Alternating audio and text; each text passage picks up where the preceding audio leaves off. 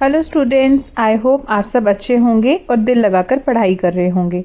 ये जो वीडियो है ये होने वाली है class 8 chapter reproduction in animals के ऊपर। पिछली एक जो वीडियो बनी थी पार्ट 1 उसमें मैंने आपको फर्टिलाइजेशन तक समझा दिया था। आई होप आपको समझ आ गया होगा। अब मैं आपको उसके next topic internal and external fertilisation के बारे में बताऊंगी। तो जैसा कि हमने देखा था कि फर्टिलाइजेशन जो होता है वो होता है fusion between egg and sperm, और ये फर्दर जाके जाइगोट और देन फिर एक न्यू यंगमन में चेंज हो जाता है। अब हम समझेंगे about internal fertilisation and external fertilisation.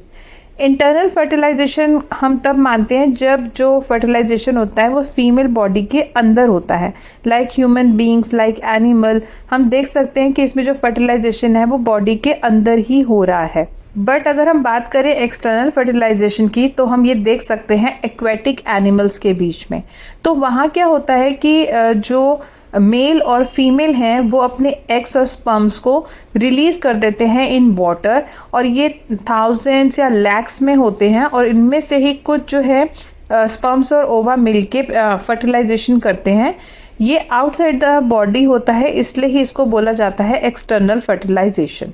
तो इन दोनों के बीच में डिफरेंस भी बहुत ज़्यादा इम्पॉर्टेंट है और डिफाइन भी बहुत ज़्यादा इम्पॉर्टेंट है। आप स्क्रीन में देख सकते हैं मैंने एक टेबल लगा दी है एक्सटर्नल फर्टिलाइजेशन और इंटरनल फर्टिलाइजेशन के बीच में डिफरेंस की। तो एक्सटर्नल फर्टिलाइजेशन में फ्यूजन जो गैमेट्स का होता है वो आउटसाइड द बॉडी होता है और इंटरनल में इनसाइड द बॉडी होता है। एक्सटर्नल में large number of both male and female gametes release होते हैं, और उनमें से चांसेस होते हैं कुछ के कि वो आगे फर्टिलाइजेशन करेंगे।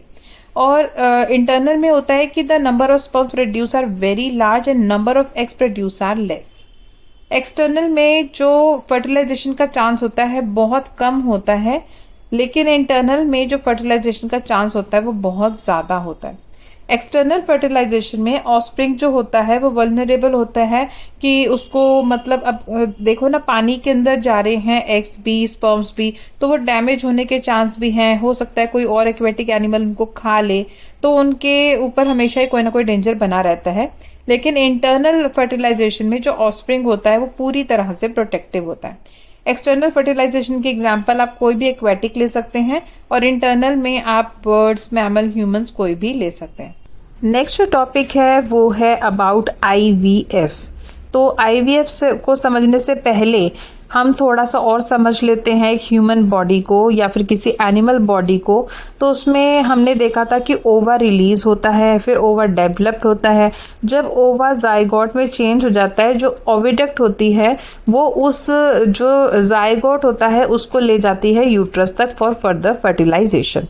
लेकिन सम टाइम किसी एनिमल या किसी ह्यूमन बीइंग में ऐसा होता है कि जो ओविडक्ट हैं वो ब्लॉक्ड हैं, सही से काम नहीं कर रहे, तो जो जाइगोट है वो आगे डेवलप नहीं हो पाता, और ऑब्वियसली फिर आगे ऑफस्प्रिंग भी नहीं बन पाएगा।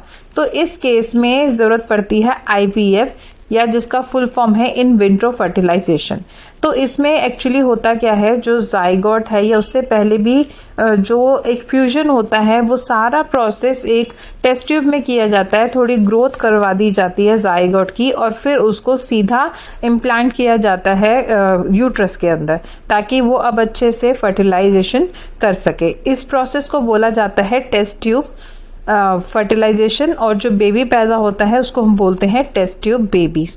इसके ऊपर जो मोस्ट इंपॉर्टेंट क्वेश्चन आता है वो पहले तो 1 मार्क्स में आएगा IVF की फुल फॉर्म, या फिर आपसे पूछ लेंगे थोड़ी बहुत डिटेलिंग 1 और 2 मार्क्स के लिए। आई होप आपको ये टॉपिक अच्छे से समझ आ गया होगा। मेरे नेक्स्ट टॉपिक में मैं कवर कर दूंगी पूरा जो टॉपिक है हमारा सेक्सुअल रिप्रोडक्शन, वो सारी चीज़ें उसमें कवर हो जाएंगी। तो बने रहिए मेरी वीडियो में, शेयर कीजिए अपने दोस्तों के साथ। Thank you.